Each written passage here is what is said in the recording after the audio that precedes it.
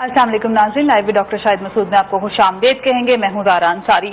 अक़वाम मुत्तहिदा के secretary general की जानिब से हमास की मजम्मत और इसराइल की हिमायत के बाद क्या जंग बंदी के इम्कानात खत्म हो गए हैं, जबकि जॉन कैरी साहब ने भी कह दिया कि इसराइल को अपने दिफा का भरपूर हक है। लेकिन क्या मशरिक़ वुस्ता से उठते ये शोले पाकिस्तान पर नजरअंदाज हो सकते हैं, क्योंकि खास तौर पर कहा जाता है कि पाकिस्तान की सियासत की डोरियां बाहर से मिलती हैं। इस समेत बहुत सी अहम खबरें हैं। डिस्कशन का आगाज करते हैं। डॉक्टर कैसे हैं? आपको भी सब लोकल पॉलिटिक्स के हवाले से मैं भी बात करना चाहूंगी, क्योंकि जरदारी साहब इस वक्त वाशिंगटन में हैं, मियां साहब सऊदी अरेबिया में हैं, तो क्या मुल्की निजाम को बचाने के लिए बाहर कोशिशें की जा रही हैं, इस पे मैं आऊंगी। लेकिन उससे पहले बान की मून साहब की जो स्टेटमेंट आई, उन्होंने हमास की मजम्मत कर दी, इसराइल की हिमायत कर दी। क्या मामला आपको लग रहे हैं अब जंगबंदी हो सकती है?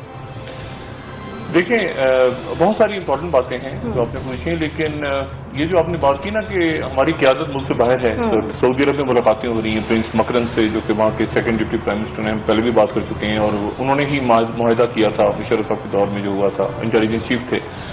और मियां साहब का वहाँ उनसे जाके मिलना इंपॉर्टेंट है। इबादतें भी हो रही हैं, लेकिन सियासत भी अपनी जगह जारी है। जरदारी साहब के वाले साहब ने बात की, मैं प्रोग्राम में बाद में जिक्र करूंगा, उनकी मुलाकात हो रही है एक खाने पे आज। तो इस वक्त तो दिन है अमेरिका में, लेकिन आज रात का जो खाना है वो अमरीकी नायब सदर जो बाइडन के साथ वो खाएंगे। रिफत महमूद वहाँ पे एक साहब हैं, उनके घर पे पाकिस्तान के इजाजी सफीर रहे हैं, उस पर मैं बाद में आऊंगा। लेकिन मैं आपने जो बातें की ना, ये सारी जो मीडिएशन हो रही है मशरिक़ वस्ता में, और बाहर के मीडिएटर्स को लाया जा रहा है, और इसकी बात सुने और उसकी बात सुने। बान की मून वहां पहुंच गए और अभी उन्होंने बात की वहां पे इजराइल में खड़े होकर और हमास को खूब कोसा। तो मुझे वो एक फिल्म आपने पता नहीं देखी हो या नॉवल पढ़ा हो, गॉडफादर में वो जो डॉन विटो कॉलिन जो मेन है, उसका जो मेन गैंगस्टर है, वो एक डायलॉग है उसका, वो अपने बेटों के साथ बैठता है और अपने बेटों के साथ बैठ के उनसे कहता है गॉडफादर में कि देखो, कोई भी अगर हमारी फैमिली का या हमारी माफिया का या हमारे गुरों का कोई भी आदमी अगर ये कहे कि मैं तुम्हारे दुश्मनों के साथ तुम्हारी सुलह करवाता हूं, तो समझ जाओ कि वो गद्दार है, क्योंकि इसका मतलब ये है कि उसके दुश्मनों से राब्ते हैं। ये उस गॉडफादर के अंदर एक जबरदस्त फिल्म डायलॉग है। तो जब ये मीडिएशन की बात है ना कि मैं मीडिएटर बनता हूं, तो इसका मतलब है कि वो दूसरी तरफ भी एक्सेप्टेबल होगा तभी मीडिएटर बन रहा है। तो ये बहरहाल ये गॉडफादर का जुमला है, मैं इसको यहाँ, लेकिन हाँ, ये मीडिएटर की बात चुकी हुई ना, तो अचानक मेरे ध्यान में आया। अच्छा, ये जो अभी हमास के हवाले से मसला चल रहा है, वहाँ 600 से ऊपर गालिबन शहादतें हो गई हैं और अभी कोई सीज फायर के इम्कान नजर नहीं आ रहे। ये इजराइल की जो आपने बात हम करते हैं ना, मैं अगर आप कुछ मुझे थोड़ा सा वक्त दें तो मैं इजराइल के ऊपर थोड़ी सी बात करना चाहूंगा। ये असल में इजराइल जो है ना, लोग यहूदियों और इजराइलियों को एक ही चीज एक समझते हैं। मैं थोड़ा सा इसमें आपको बेसिक फर्क बता दूं कि हमें पता है, हम सब मुसलमान हैं, कुरान शरीफ हमने पढ़ा। तो हजरत नूह अलैहिस्सलाम का जो तूफान आया था ना, जब सैलाब आया था, तो उसके बाद तो खत्म हो गया था सारा सिलसिला। और फिर जो हजरत नूह अलैहिस्सलाम के बाद हमें पैगंबर नजर आते हैं, वो नजर आते हैं हजरत इब्राहिम अलैहिस्सलाम। ठीक है, हजरत इब्राहिम अलैहिस्सलाम के दो बेटे, एक बेटे उनके इस्माइल अलैहिस्सलाम, जिनको उन्होंने अरब इलाकों में छोड़ा, और वहां से जो कबीले चले उनमें कुरैश से आगे जाके रसूलुल्लाह सल्लल्लाहु अलैहि वसल्लम। ठीक है, जो दूसरे बेटे थे हजरत इब्राहिम के, उनका नाम था इसहाक, जिसको आइजैक कहते हैं बाइबल में या इंग्लिश में, आइजैक। अच्छा, इब्राहिम को अलैहिस्सलाम को बाइबल में अब्राहम कहा जाता है, इंग्लिश में भी अब्राहम लंकन ऐसे नाम। तो अब्राहम के बेटे आइजैक, हम इसहाक अलैहिस्सलाम कहते हैं। हजरत इसहाक अलैहिस्सलाम जो हैं, उनके बेटे हजरत याकूब, यानी हजरत इब्राहिम के पोते और हजरत इसहाक के बेटे हजरत याकूब। जो हजरत याकूब अलैहिस्सलाम हैं, उनको इजराइल कहा जाता है। उनको हेब्रियो में या इब्रानी जबान में हजरत याकूब को इजराइल कहा जाता है। और हजरत इसहाक और हजरत इस्माइल हमारे मुताबिक तो भाई आपस में, हजरत इब्राहिम के बेटे, लेकिन इनकी चूंकि माएँ अलग थीं, तो जो यहूदी हैं वो हजरत इसहाक को मानते हैं, हजरत इस्माइल को नहीं मानते। वो कहते हैं एक ही बेटा था जो कि इसहाक था। हजरत इस्माइल को वो बेटा नहीं मानते हजरत इब्राहिम का। अब اب حضرت یعقوب حضرت اسحاق کے بیٹے ہو گئے اور حضرت یعقوب ان کے بیٹے ہو گئے اور حضرت یعقوب کا نام ہے اسرائیل. اب حضرت یعقوب یعنی حضرت اسرائیل کہہ لیں ان کو آپ, ان کے آگے سارے جتنے بھی نبی ہیں ان کے یہاں سے آئے, یعنی حضرت یحییٰ, حضرت یوسف, حضرت داؤد, حضرت موسیٰ, حضرت عیسیٰ, حضرت زکریا, حضرت الیاس علیہ السلام, جتنے پیغمبر ہیں ادھر سے چلے. کہاں سے؟ حضرت یعقوب یعنی حضرت اسرائیل کی نسل سے ہے, تو اس نسل کو بنی اسرائیل کہتے ہیں. جو حضرت یعقوب کی نسل بنی, جو یہ نسل بنی حضرت اسماعیل سے, یہ تو قریش میں رہ گئے, قریش آ گیا یہاں سے, اور وہ جو نسل بنی حضرت اسحاق سے حضرت یعقوب, اور حضرت یعقوب سے پورے آگے انبیاء, اور وہ چلتے چلتے چلتے حضرت عیسیٰ آ گئے, اور وہ سارے کے سارے جو ہیں وہ بنی اسرائیل کہلائی. بنی یعنی ان کے بیٹے حضرت یعقوب کے. یہ بات سمجھ میں آ گئی.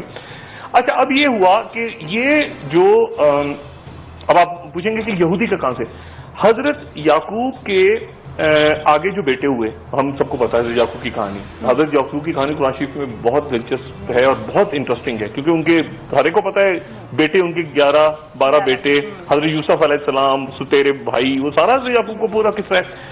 تو جو ان کی 2 بیویاں تھیں حضرت یعقوب کی, حضرت یعقوب کی ایک بیوی سے تھے حضرت یوسف علیہ السلام اور حضرت بنیامین. اچھا, یوسف کو انگلش میں کیا کہتے ہیں؟ جوزف. اور بنیامین کو کیا کہتے ہیں؟ بینجمن. یہ دیکھیں نا, سارے جو لفظ ہیں یہ بائبل کے لفظ ہیں, یہ بائبل سے نکلے ہوں گے لفظ. تو ایک بیوی سے یہ بھائی تھے, 2 بیٹے تھے حضرت یوسف اور بنیامین, اور باقی جو بھائی تھے, جو ستیلے بھائی تھے جنہوں نے کنویں میں پھینک دیا آگے جا کے, وہ دوسری بیوی سے تھے. اور وہ جو باقی بھائی تھے ان میں سے ایک بھائی تھا جس کا نام, ایک بیٹا تھا جس کا نام تھا یہودا, یا بھائی تھا حضرت یوسف یہودا. تو اس کے آگے جو نسل نکلی وہ یہودی بنے. ٹھیک ہے, یہ آگے جا کے مکس ہو گئے, کیونکہ اوپر سے تو بنی اسرائیل ہے نا, اسرائیل تو حضرت یعقوب ہیں, لیکن آگے بیٹے حضرت یوسف الگ, اور وہ جو یہودا دوسرا بیٹا تھا, ستیلا بھائی تھا یوسف کا, وہ اس کا نام یہودا تھا, تو یہ آگے یہودی وہاں سے نکلے. ٹھیک ہے, یہ کلیئرٹی ہو گئی.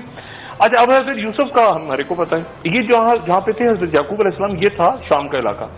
لیکن پھر یہ ہوا کہ بھائیوں نے حضرت یوسف کو پھینکا کنویں میں. وہ کنواں جس قافلے نے نکالا کنویں کو, وہ لے کے ان کو مصر چلا گیا. ہمیں پتا ہے مصر گیا, وہاں پہ وہ عزیز مصر اور زلیخا, اور وہ اس کے دربار میں گئے, بازار میں پہلے فروخت ہوئی, بازار میں کھڑا کیا گیا انہیں. اس کے بعد وہ پھر بادشاہ نے خواب دیکھا. ٹھیک ہے, وہ یہ سب کو پتا ہے, بادشاہ نے خواب دیکھا. اچھا, بادشاہ جو تھے مصر کے, یہ عزیز مصر تو لوکل تھا نا, ایک اوپر بادشاہ ہوتے تھے جن کو فرعون کہتے تھے. تو 31 خاندانوں سے فرعون گزرے ہیں, اور کئی ہزار سال تک جو بھی بادشاہ گزرتا تھا مصر کو اسے فرعون کہتے تھے. تو وہ جو قافلہ تھا جس نے کنویں سے نکالا, وہ شام سے مصر جا رہا تھا. تو اس طرح وہ یہ جو خاندان تھا یہ مصر پہنچ گیا, یعنی حضرت یوسف علیہ السلام. اور مصر میں پھر اس کے بعد بادشاہ کو جب میں نے تعبیر سنائی, آگے جا کے بادشاہ کے, پھر یہ بادشاہ مسلمان ہو گیا, پھر یہ خود بادشاہ بن گئے حضرت یوسف علیہ السلام, اور 30 سال کے تھے, 80 سال انہوں نے حکمرانی کی وہاں پہ.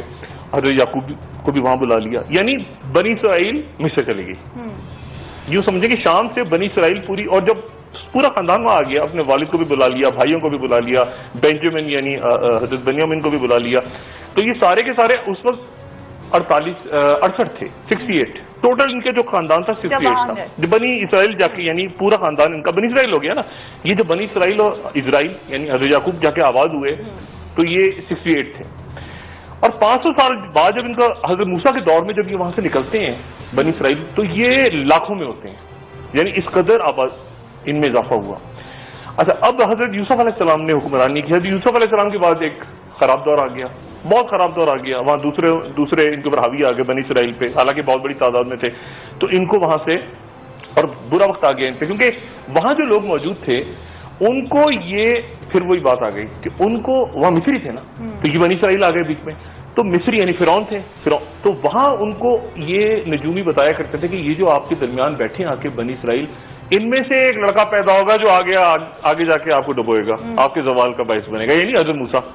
تو اسی لیے وہاں پر مصر میں جو بادشاہ ہوتا تھا وہ ان سے حضرت یوسف تک تو ٹھیک رہا, لیکن اس کے بعد جتنے فرعون آئے وہ سارے ان کو بڑی سخت شک کی نظر سے دیکھتے تھے کہ ان میں آگے وہ ان کو مارتے رہتے, زمینوں پہ قبضے, ان کو مارتے کوٹتے رہتے تھے. اور پھر ایسے ہی ہوا, حضرت موسیٰ نے وہ وہی پیدا ہوئے حضرت موسیٰ, فرعون, اور پھر اس کے بعد وہ سارا واقعہ. اور پھر مجھے بتانے کی ضرورت نہیں ہے, پھر وہ یہ بنی اسرائیل جو تھی حضرت موسیٰ نے چیلنج کیا فرعون کو دربار میں, اور اس کے بعد بات خراب ہو گئی. اس کے بعد آپ ان کو لے کے چلے گئے وہاں پہ ایک اور علاقے میں پہنچے, وہاں پہ کوئی تور پہ گئے, کوئی تور سے واپس وہ 30 دن کے لیے گئے تھے, ایکسٹینشن ہو گئی تو نیچے آپ کو حکم آیا کہ 10 دن اور ٹھہریں, تو نیچے وہ انہوں نے بچڑے کو پوجنا شروع کر دیا. وہ ساری کہانی قرآن شریف میں ہے. تو بہرحال وہ واپس آئے, اور واپس آنے کے بعد پھر یہ اب بنی اسرائیل ایک عذاب بن گئی. حضرت موسیٰ کے لیے بھی یہ پرابلم, یعنی پھر ان کو بدعا دے دی. حضرت موسیٰ نے پھر اپنی قوم کو بدعا دی ان کو, اور بدعا اس لیے دی, اور پھر اس کی سزا ان کو ملی کہ یہ ایک ہی زمین تھی. قرآن شریف کا واقعہ ہے, ایک ہی زمین کے اندر ہی گھومتے رہتے تھے, صبح چلتے تھے, شام ہو جاتی تھی, وہیں کھڑے رہتے, گھومتے رہتے تھے 40 سال تک بھٹکتے رہے اسی جگہ, سارا دن سفر کرتے رہتے تھے, اور وہی منو سلوا اترتا تھا ان پہ, اور بدعا لگی ہوئی تھی ان کو. تو یہ انہوں نے بہت زیادہ تنگ کیا, حضرت موسیٰ کو بہت تنگ کیا, اور یہ خروج تو ان کو تو لے کے چلے گئے, وہ حضرت موسیٰ تو وہاں سے نکل گئے ان کو لے کے مصر سے. وہ پتہ ہی آپ کو فرعون کا واقعہ, وہ جو دریا سے لے کے نکلے تھے, پھر باہر, لیکن باہر جا کے بھی تنگ کرتے رہے. اور پھر ان کے بنی اسرائیل کے اندر سارے ہی انبیاء کو, تقریباً جتنے انبیاء کا ذکر ہے قرآن شریف میں, وہ بنی اسرائیل میں ہی ان کو بھیجا گیا. حضرت موسیٰ پہلے آئے, پھر حضرت موسیٰ کے بھائی حضرت ہارون تھے, پھر اس کے بعد آگے چلتے گئے حضرت یحییٰ اور بہت سارے لوگ. اچھا یہ جو میں بتا رہا تھا نا آپ کو انگلش میں نام, تو اس ذہن میں رکھیں کہ یہ کئی ایسے نام ہیں, مثال کے طور پہ جیسے حضرت یحییٰ کو جان, ٹھیک ہے, سلیمان سے سولمن, یہ سارے جو یہ بائبل کے, ہاں داؤد سے ڈیوڈ, ایگزیکٹلی. تو یہ سارے, اور اس کے علاوہ بھی جو یعنی یہ سارے شخصیات موجود ہیں بائبل کے اندر بھی. یہ بہت سارے پیغمبر ہیں جو کیونکہ بنی اسرائیل سے ہیں تو اس لیے بائبل میں ان کا سب کا ذکر ہے. حضرت عیسیٰ کا تو ہے ہی, اور بہت سی اور شخصیات بھی, جیسے مریم کا میری, ٹھیک ہے. تو یہ بائبل کے اندر اور ابھی بھی استعمال ہوتے ہیں بہت زیادہ یہ الفاظ. حضرت ایوب کے لیے جاب کا لفظ استعمال کرتے ہیں. تو بہرحال اب یہ جو بنی اسرائیل ہیں یہ وہاں بھٹکتے رہے آ کے. جو امپورٹنٹ بات ہے نا, امپورٹنٹ ترین بات ہے کہ جو یہودی ہیں, اچھا یہودی اس لیے ہوئے کہ آگے جا کے حضرت سلیمان کے بعد جب سلطنت ٹوٹی تو حضرت یوسف کی جو نسل تھی آگے, وہ اس میں سے کم لوگ بچ گئے. یہودا جو بھائی تھا ایک, اس کی نسل زیادہ پھیل گئی تو یہودی کہلانے لگے وہ, لیکن ہے بنی اسرائیل. اچھا اب, اور یہ وہ جب آگے جا کے حضرت موسیٰ کا ٹائم آیا 400-500 سال بعد, تو اس وقت یہودی اور بنی اسرائیل تقریباً گڑبڑ ہو چکے. بنی اسرائیل میں کچھ غیر یہودی بھی آ گئے تھے, کیونکہ باقی بھائیوں کی بھی اولادیں تھیں تو وہ بھی آ گئے تھے, یہودا والی اولاد بھی آ گئی, تو یہودی بنی اسرائیل یہ ایک ہی بن گیا. لیکن امپورٹنٹ بات جو میں نے آپ سے کہی وہ یہ کہ جو یہودی کلیم کرتے ہیں کہ یہ اسرائیل ہماری زمین ہے, یہ غلط ہے. کیونکہ دیکھیں نا, یہ پہلے تو بنی اسرائیل باہر سے آئے, جب یہ آئے یہاں پہ اس علاقے میں تو یہ عرب تھے, یعنی مصر کے اپنے لوگ تھے نا, عرب تھے. تو ایک تو یہ ان کا لینڈ نہیں, یہ باہر سے آئے یہاں پہ. اس کے بعد پھر ان کو نکال دیا گیا, جب بابل سے بخت نصر نے اٹیک کیا تو ان کو نکال دیا, اور حضرت سلیمان نے جو ہیکل بنایا تھا ٹیمپل آف سولومن, اس کو انہوں نے گرا دیا. اور اس کے بعد یہ کئی 100 سال باہر رہے. پھر یہ رومنس کے دور میں آ گئے, ایرانیز کے دور میں آ گئے, آ کے پھر انہوں نے ہیکل کو بنایا. پھر یہاں پہ اٹیک ہوا, پھر انہوں نے وہ ہوا میرے خیال سے 70 عیسوی کے اندر, جب رومنس کے خلاف انہوں نے بغاوت کی, رومن نے ان کو باہر نکال دیا. تو یہ پھر گھومتے رہے, پھر یہ واپس آئے, 400-500 سال رہے. تو اگر آپ پوری ہسٹری میں نظر ڈالیں نا, تو یہ جو علاقہ ہے شمالی اور جنوبی فلسطین جس کو کہتے ہیں, تو یہاں پہ آپ کو یہ بنی اسرائیل پوری تاریخ میں کوئی 400-500 سال سے زیادہ نہیں ملتا. اور عرب آپ کو, کیونکہ ان کو بار بار نکالتے رہے نا لوگ, عرب یہاں پہ 2-2.5 ہزار سال آپ کو ملتے ہیں. تو یہ جو ان کا کلیم ہے نا یہودیوں کا کہ یہ ہماری لینڈ ہے, یہ کلیم غلط ہے, ٹھیک ہے. اور اس کے بعد اور ان پہ احسان کی, ان کو جب بھی لا کے یہاں بات کیا مسلمانوں کے دور میں, حضرت عمر بن خطاب جب یہاں پہ آئے رضی اللہ تعالیٰ عنہ, تو انہوں نے تو دیکھا تو ان کا تو ٹیمپل ٹوٹا پڑا تھا, تو انہوں نے تو صفائی کر کے ان کو الاؤ کیا. اور کیونکہ اس کے رومنز نے تو پابندی لگائی ہوئی تھی ان پہ کہ گھس نہیں سکتے وہاں پہ بیت المقدس میں, تو اس کے بعد ان کو الاؤ کیا. اسی طرح جب آٹومنز آئے تو شاہ سلیم جو تھے آٹومنز کے, انہوں نے یہ دیوار گری دبی ہوئی کہیں پڑی تھی جس پہ یہ کھڑے ہو کے روتے ہیں یہودی, تو اس دیوار کو صاف کروا کے ان کو اجازت الاؤ کیا کہ آپ وہاں سے, تو مسلمانوں نے ہی ان کو آباد کیا زیادہ. تو یہ ان کا کلیم کرنا کہ یہ ہماری لینڈ ہے, ہم یہاں پہ, یہ تو نکلتے گئے بار بار, اور مسلمانوں نے ان کو لا کے واپس آباد کیا. اور یہ پوری ہسٹری ہے ان کی. اور بدقسمتی سے ہمیشہ ایسے ہوا کہ جہاں پر ان کو, کیونکہ بدعا لگی ہوئی ہے نا, حضرت موسیٰ سمیت انہوں نے دیکھے سارے پیغمبروں کے ساتھ, یہ میں پالیٹکس سے بالکل ہٹ کے بات کر رہا ہوں, جتنے پیغمبر ان کے درمیان آئے, حضرت عیسیٰ سمیت, حضرت عیسیٰ بھی نہیں, آپ دیکھیں حضرت عیسیٰ سمیت, حضرت عیسیٰ کے ساتھ کیا کیا, حضرت داؤد کے ساتھ کیا کیا, حضرت ایوب کے ساتھ کیا, باقی جتنے پیغمبر آئے. کیونکہ ایک ایسی بدعا اس قوم کو لگی ہوئی ہے, یہ پتہ نہیں کیا ان کے ساتھ معاملہ. میں کوئی ریسزم کی بات نہیں کر رہا یہاں پہ, بالکل نہ میں کوئی یہودیوں کے خلاف, مذہب کے خلاف بتا رہا ہوں, لیکن یہ جو بنی اسرائیل کی ایسا مسئلہ ہے کہ جس کی وجہ سے یہ تھرو آؤٹ ہسٹری میں یہ ادھر سے ادھر اب ان کو جو کہ پتا ہے کہ اب پرومس لینڈ کہتے ہیں اس کو، ہم ایک جگہ بیٹھ گئے آ کے، یہاں پہ ہمارا ٹیمپل تھا، لیکن یہ بھول گئے ہیں کہ اس ٹیمپل سے پہلے یہاں کے اوریجنل لوگ یہاں موجود تھے، ٹھیک ہے، اور اس کے بعد بھی آ گئے تھے. تو اب یہ اس کو اس طرح سے، کیونکہ تو اس کا نتیجہ یہ نکلا کہ بجائے اس کے کہ یہ ان لوگوں کو اکوموڈیٹ کرتے، ان کو ان کے رائٹس دیتے، ان کو یہ اچھی طرح پتا ہے کہ یہ ہم یہاں سے نکلے تو پھر ہم کہیں کوئی کوریا نکل جائے گا، کوئی منگولیا میں بیٹھ جائے گا. انتہائی خوبصورتی سے آپ نے ان کی میں پاکستان پہ جو کچھ مشرق وسطی میں ہو رہا ہے پاکستان پہ اس کے اثرات ہوتے ہیں، پاکستان پہ اس کے بہت اہم اثرات ہونے جا رہے ہیں. پاکستان کی قیادت اور مختلف پارٹیز کی بھی قیادت ملک سے باہر ہے، تو کیا فیصلے لابنگ کر رہی ہے، بہت ایکٹیویٹیز ہو رہی ہیں. بات کرتے ہیں ڈاکٹر ناظرین، بریک کے بعد ناظرین بریک کے بعد ایک بار پھر خوش آمدید. اس وقت ملک کی قیادت ملک سے باہر ہے، باہر کیا تیاریاں ہو رہی ہیں اس پر بات کرتے ہیں. ڈاکٹر صاحب، میاں صاحب سعودی عربیہ میں ہیں جبکہ زرداری صاحب امریکہ میں ہیں، تو کیا پاکستان میں جو سسٹم کو آنے والے اندیشے ہیں، جو پرابلمز ہیں، ان کو سالو کرنے کے لیے باہر سے کوشش کی جا رہی ہے کچھ؟ میں آپ کو بتاتا ہوں کہ بالکل باہر سے کوششیں ہو رہی ہیں اور ہمیشہ ہوئی ہیں. ہمارے ہاں دیکھیں، ایک تو امریکہ سے ڈائریکٹ کال آتی ہے ہمارے ہاں پاور اسٹرکچر کے لیے، وہ ڈائریکٹ کال ہوتی ہے اور سیدھا انگلش میں بات ہوتی ہے. ایک آتی ہے جس میں عربی آپریٹر بیٹھے ہوتے ہیں عموماً بیچ میں، وہ ادھر سے ادھر فون اٹھاتے ہیں پھر ملاتے ہیں، ادھر ڈائریکٹ ڈائلنگ 051 تو ملانی ہوتی ہے کال. انہوں نے پنڈی اسلام آباد کو کوڈ ایک ہی ہے تو میں اس میں سیو رہوں گا. کال جامع ملانی ہوتی ہے تو بیچ میں یا تو عربی آپریٹر بیٹھا ہوتا ہے کہ یا یہ کر کے، یا ادھر سے ڈائریکٹ جو ہے وہ امریکن بات کر رہے ہوتے ہیں یا برٹش بات کر رہے ہوتے ہیں، جو بھی کر رہے ہوتے ہیں. میں ان کی باتوں میں ایک صرف اپنی بات مکمل کر لوں. ابھی میں نے تھوڑی دیر پہلے ذکر کیا تھا یہ بائبل کا اور ان کے نام سارے بتائے تھے. تو جو پیغمبر ہمارے گزرے ہیں سبھی کا ہم نے بتایا کہ حضرت داؤد کو ڈیوڈ اور عیسیٰ. ایک بڑی انٹرسٹنگ اچانک میرے ذہن میں بات آئی کہ حضرت ہارون جو حضرت موسیٰ کے بھائی تھے، حضرت ہارون علیہ السلام، ان کو ایرون کہتے ہیں، اور ان کی جو بیوی تھی ان کا نام تھا الاسابہ. اچھا، اب الاسابہ سے کیا نکلا؟ الزبت جو ہے وہ الاسابہ سے نکلا. الاسابہ کا نام تھا جو ایرون یعنی ہارون کی علیہ السلام کی بیوی تھی.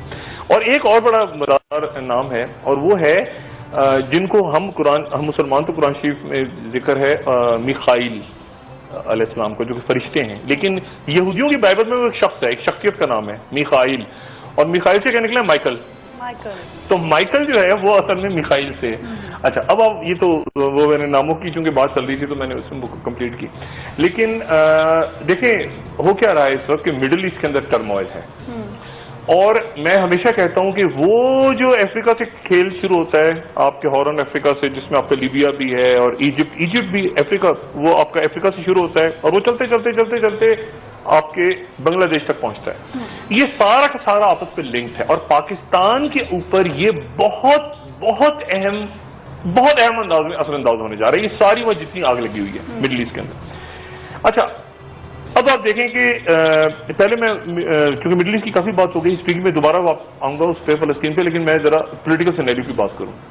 زرداری صاحب کی جیسے میں نے بتائی تھی بات آپ کو، آج زرداری صاحب کا رات کو کھانا ہے، آج کیونکہ دن ہے ابھی وہاں پہ امریکہ میں، تو شاید ریپیٹ ٹیلی کاسٹ کے وقت اس وقت شاید ہو گیا ہو کھانا، لیکن وہاں پہ کھانا ہے ان کا. اور رفعت محمود صاحب پاکستان کے ایک اعزازی سفیر رہے ہیں. پہلے پیپلز پارٹی کا خیال تھا کہ شاید ان کو سفیر لگا دیا جائے، لیکن پھر حسین حقانی صاحب بن گئے تو ایک میان میں دو تلواریں تو رہ نہیں سکتی. تو پھر رفعت محمود صاحب اعزازی سفیر رہے لیکن ایک عام شخصیت ہیں، اور وہاں پہ کافی سماجی حلقوں میں بھی ان کی اہمیت ہے اور پاور کوریڈورز میں ادھر ادھر کافی بہت ایکٹیو ہیں.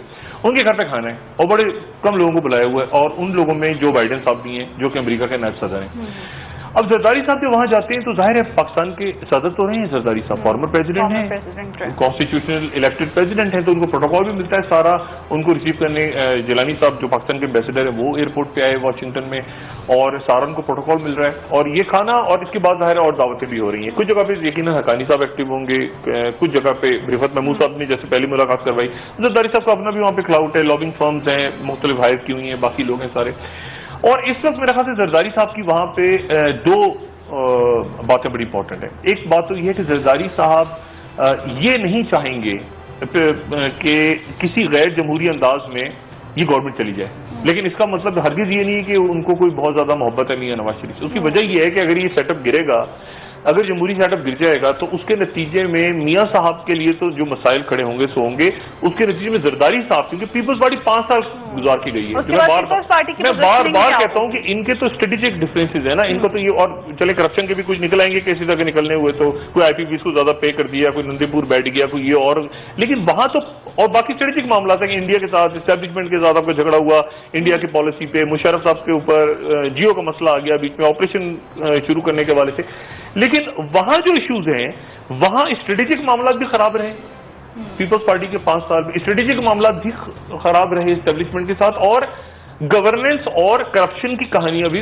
بڑی ساری تیار بیٹھی ہیں، ٹھیک ہے، یہ فلانا پاور پلانٹ، تو یہ فلانا کرپشن کیس، تو یہ ایف آئی اے، تو وہ اسے ڈرے ہوئے. ابھی آپ دیکھیں نا ایف آئی اے ابھی تو حکومت سیکنڈ میں وہ ہلاتی ہے کسی چیز کو، اور ایک دم سے گیلانی صاحب اور راجا جی کے خلاف وہ کھلتا ہے فائل، اور ادھر سے زرداری صاحب جب بیان دیتے ہیں وہ اچانک بیان واپس کرتے ہیں تو ٹھوس ہو جاتا ہے اچانک. لیکن اگر کوئی سیٹ اپ چینج ہو گیا، فرض کریں خدا نہ خواستہ، میں اس لیے کہوں گا کہ ظاہر جمہوری سیٹ اپ ہے، اس کو نہیں ہلنا چاہیے، لیکن اگر یہ سیٹ اپ گرتا ہے تو زیادہ کلہاڑا جو ہے وہ پیپلز پارٹی ڈرتی ہے کہ ہمارے اوپر گرے گا. سندھ کے اندر یعنی سندھ بالکل اس وقت نو مینز لینڈ ہے، یعنی ہو رولز سندھ کسی کو نہیں پتا، سندھ میں کون رولر ہے، ڈی جی رینجرز ہیں، چیف منسٹر ہیں، گورنر ہیں، پیپلز پارٹی ہے، ایم کیو ایم ہے، نان اسٹیٹ ایکٹرز ہیں، کون سندھ کو رول کر رہا ہے. کبھی ہوتا ہے سیکٹری وزیر کی نہیں سن رہا، وزیر اس کی نہیں سن رہا، وہ گورنر جو ہے وہ ڈی جی رینجر کو کہہ رہے ہیں، وہ آئی جی کے اوپر پھٹا کھڑا ہو گیا، کبھی آئی جی. تو مطلب سندھ ایک بالکل ایک لا لیس قسم کا ایک صوبہ ہے جو کہ کسی بھی وقت وہاں پہ حالات خراب ہو سکتے ہیں.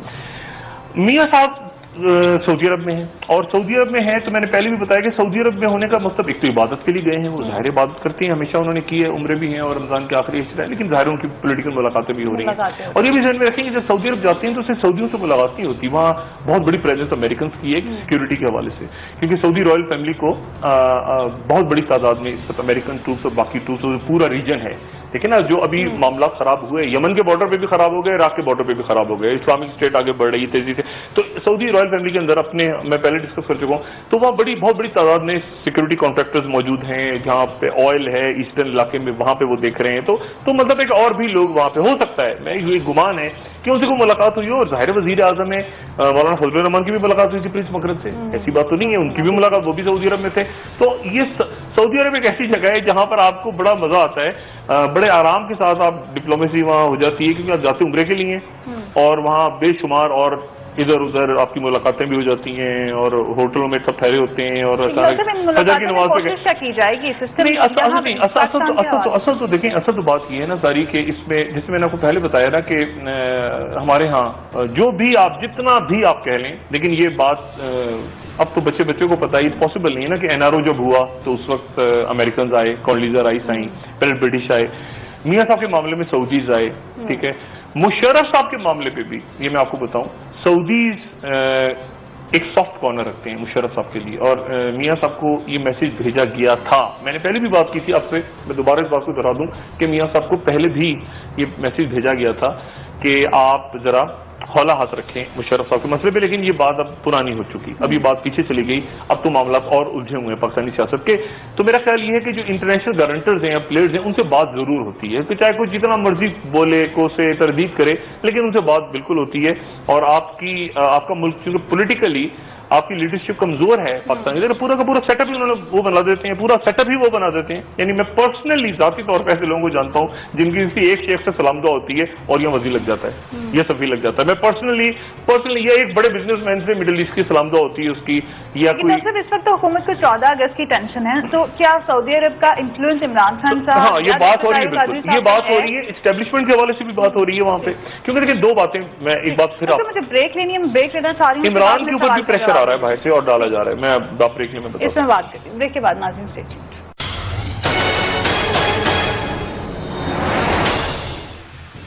ناظرین بریک کے بعد ایک بار پھر خوش آمدید. ڈاکٹر صاحب، میاں صاحب سعودی عرب میں ہیں، ظاہر ہے 14 اگست کے حوالے سے پریشان ہیں، تو کیا سعودیز کا انفلوئنس ہے عمران خان صاحب پہ کچھ؟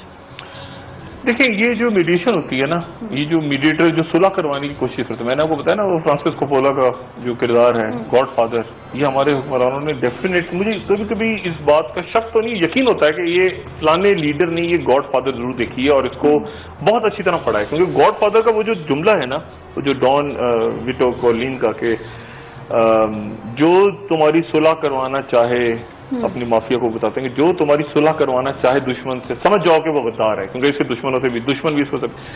تو جیسے ابھی شک ہو گیا چودھری نثار صاحب پہ کہ یہ صلح کروا رہا ہے تو یہ ہمارے دشمنوں عمران خان کی طرف ہے، مطلب یہ ہمیشہ ہوتا ہے، یا یہ فوج سے اسٹیبلشمنٹ کی بات، مشرف صاحب کی بات کر رہے ہیں تو یہ ان کا آدمی ہے، اور یہ شک ہونا شروع ہو جاتا ہے. اور پھر یہ شک غلط بھی ہوتا ہے، ضروری نہیں کہ آپ ہمیشہ انسپائر ہوں. بہت سے لوگ کوشش کر رہے ہوتے ہیں کہ صلح ہو جائے، لیکن کئی دفعہ ایسا بھی ہوتا ہے جو صلح کروانے آتے ہیں بیچ میں وہ مارے جاتے ہیں کیونکہ ان کو ان پہ شک شروع ہو جاتا ہے کہ اچھا، جیسے میں نے بتایا نا کہ اس کریکٹر گاڈ فادر کا شک ہے، شک وہ کہتا ہے کہ شک کرو ہمیشہ اس آدمی پہ جو تمہاری صلح کروانا چاہے دشمنوں سے. اب میں پاکستان کے اوپر آتا ہوں، میں 2-4 منٹ میں آپ کے لے لوں. صرف یہ مڈل ایسٹ کے اندر مجھے پہلی دفعہ ایسا لگتا ہے کہ اسرائیل کی ایگزسٹنس خطرے میں پڑ گئی ہے، یعنی ان کا جو، کیونکہ یہ جنگ بندی نہیں ہو رہی. حماس کہہ رہی ہے کہ جنگ بندی آپ کچھ کریں، آپ حملے کر رہے ہیں ہمارے اوپر. حماس کی طرف سے، ان کی طرف سے جو کنڈیشن گئی تھی، جو سی سی کی کنڈیشن، اور جس کو بان کی مون بھی اور باقی لوگ بھی سارے، وہ یہ کہہ رہے ہیں کہ حماس غزہ میں جو محمود عباس کی اتھارٹی تھی، محمود عباس یعنی فتح والے، الفتح والے، محمود عباس کی اتھارٹی حماس یہاں واپس بحال کرے، کیونکہ یہاں سے نکال دیا تھا فتح کو. میں نے بتایا نا حماس نے کیپچر کر لیا تھا 2007 کے بعد، اور غزہ سے نکال دیا تھا محمود عباس کو، یعنی فلسطینی اتھارٹی کو نکال دیا تھا، وہ صرف مغربی کنارے میں ہے.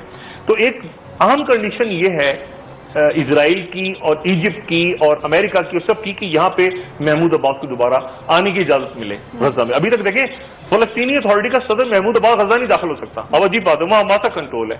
تو ایک ان کی کنڈیشن ہے کہ یہاں محمود عباس کو آنے کی اجازت دی جائے، حماس اس کو نہیں مانتی. ٹھیک ہے. اچھا، اب فتح، جو ایک بات میں اور بتا دوں جو میں نے کل بھی کی تھی، بڑی امپورٹنٹ ہے کہ اسرائیل کے 2 گروپس خوفناک دشمن ہیں اس علاقے میں، جو یعنی ملٹری ونگز ہیں. ایک ہے حماس اور ایک ہے حزب اللہ. حزب اللہ کے سید حسن نصر اللہ کی بات ہوئی ہے حماس کے سربراہ خالد مشال کے ساتھ. یہ بہت امپورٹنٹ ڈیولپمنٹ ہے.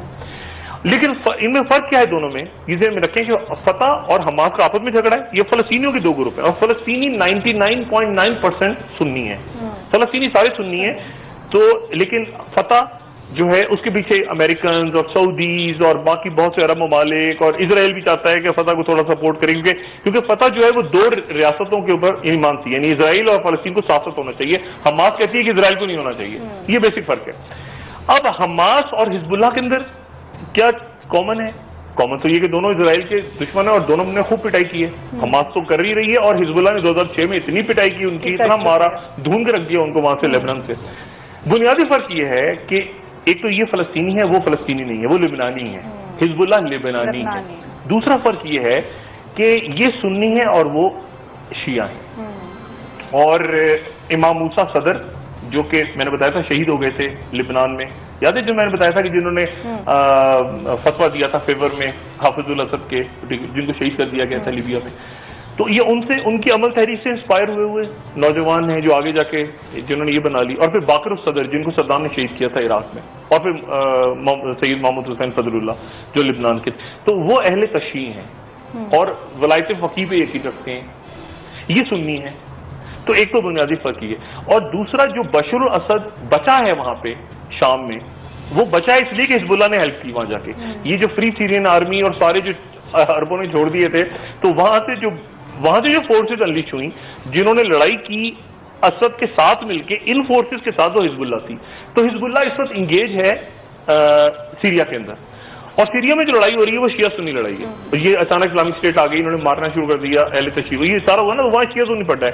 لیکن اسرائیل کے اوپر اب دشمن دونوں کے ہیں، حزب اللہ کا بھی دشمن ہے، اور حزب اللہ اس لیے بنی تھی کہ وہاں پہ اسرائیل نے انویٹ کر دیا تھا لبنان. حزب اللہ بھی نہیں چھوڑے گا، وہ کس مرحلے پہ انٹر ہوگا وہ بھی دیکھ رہا ہے. کیونکہ جو شیعہ سنی مسئلہ ہے، لیکن اب شیعہ سنی مسئلہ بھی ہے، عرب عجمی مسئلہ بھی ہے. اور جو حماس ہے، حماس کے اوپر ہاتھ کس نے اس وقت رکھا ہوا ہے؟ ویسے تو حماس کو ایران نے سپورٹ کیا تھرو، لیکن اس وقت قطر اور ترکی ساتھ ہیں. یعنی یہ عجیب، کیونکہ جب وہاں جنگ شروع ہوئی تو خالد مشال فوراً ہی سیریا سے آ گئے قطر، اور قطر کی بڑی انٹرسٹنگ پوزیشن مل گئی. قطر اس وقت اسلامک اسٹیٹ کو بھی فنڈنگ کر رہا ہے خاموشی سے، وہ حماس کے سر پہ اس نے ہاتھ رکھا ہوا ہے. وہ میجر پلیئر کے طالبان کے اوپر بھی دیکھیں میڈیشن ہوئی، گنتانامو بے سے لوگ چھوٹے، وہ سارا قطر میں ہوا. تو قطر، باقی مووی یہاں سے گئے قطر سے ہوتے ہوئے، تو قطر کی امپورٹنس ایک دم سے بڑھ گئی ہے، اور ترکی کہیں بیچ میں گزرا ہے. لیکن اب اس میں دیکھنا یہ ہے، کیونکہ آج آپ نے شکل دیکھی ہوگی اسرائیلی وزیر اعظم سے تشریف لائے نتن یاہو، تو ان کی شکل سے ہونڈا بالکل، ان کی جو ہوائیاں اڑ رہی تھیں 600-650 بندہ مار دیا उन्होंने सही कर दिया। सिर्फ हमास को टारगेट नहीं, और मैं पता नहीं देर कितनी, मैं सिर्फ एक बात बताऊं, उनको प्रॉब्लम क्या हो गई? अच्छा, उनकी प्रॉब्लम ये कि टनल्स को अटैक कर रहे हैं। वो जो सुरंगी है ना, मैंने उनमें एक सुरंग में असल में एक दफा खुद भी जाने का इत्तेफाक हुआ गजा। वो जो सुरंगी है ना, वो सुरंगी आप समझिए कि उसमें तो पूरा ट्रक चला जाता है, और वो सुरंगों में से वो हर घरों में सुरंगी है। गजा के घर के अंदर सुरंग है, घर में आप खोलेंगे, हटाएंगे अलमारी, नीचे सुरंग निकल होगी, वो जाके निकलेगी, कोई इजिप्ट में निकलेगी, कोई इजराइल में निकल जाएगी। और ये जो वाकयात हुए हैं, यानी ये अचानक अब इजराइल के अंदर इजराइल में बैठे अचानक एक गटर का ढक्कन उठा, वहां से निकले हमास के लोग, सुरंग में ले गए पकड़ के बंदे को, पूरी पूरी गाड़ी वहां उसमें से घुस, इस साइज की सुरंगें बन गई हैं, कंक्रीट की गाड़ियां चली जाती हैं, यानी रेंगते हुए सुरंगें बननी शुरू हुई थी, पूरे यूनिट बने हुए हमास की जो सुरंगें बनाते हैं। तो ये अचानक ये जो मारे गए हैं सारे इजरायली, ऐसे हो रहा है कि कहीं ढकना खुलता है, वो सुरंग निकलती है अंदर से अंदर, तो वो सुरंगों को अटैक करें, वो कह रहे हैं 3000 सुरंगें अभी, और सुरंगों के चक्कर में पूरी दुनिया उनके खिलाफ हो गई। अच्छा, इसमें तो बात चलती रहेगी। मैं लोकल पॉलिटिक्स में टाइम कम रह गया, देखिए लोकल पॉलिटिक्स में मामला जू के तू हैं, ठीक है, जो कहते हैं खामोशी है जो तूफान से पहले है।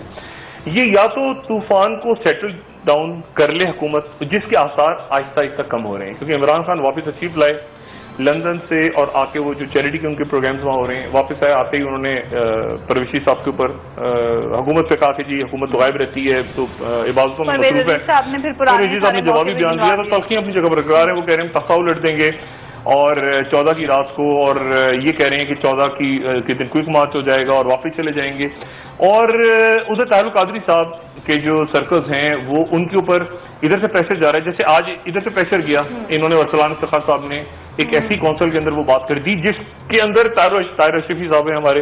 ताहिर अशरफी साहब वही जो कि जिनको हुकूमत ने कहा है कि आप मुनाजरा करें तारुल कादरी, यानी अब देखें ना ले कैसे बन रहे हैं। तो वो ताहिर अशरफी साहब के पास वो चला गया रेफरेंस अरसलान इफ्तिखार का, उसके ऊपर अब एक बहस शुरू हो गई है, जो भी मामला है ना, डिपार्टमेंट ऑफ डर्टी ट्रिक्स कुछ दिन पहले कहा था ये मुनासिब नहीं, लेकिन बहरहाल मामला अगर हुकूमत इस समय सुलझाना चाह रही है, और उधर से अटैक होगा, उधर जवाबी अटैक्स होंगे, उधर से वो उनकी तहकीकात शुरू हो गई हैं, जो टैक्सेस की और बाकी सारे नोटिस भेज दिए गए हैं उनको, तारुल कादरी साहब को, लेकिन उस पर उनकी तरफ से कहा जा रहा है कि तारीखें बिल्कुल खत्म हो गई थी तब नोटिस उनको सर्व हुए।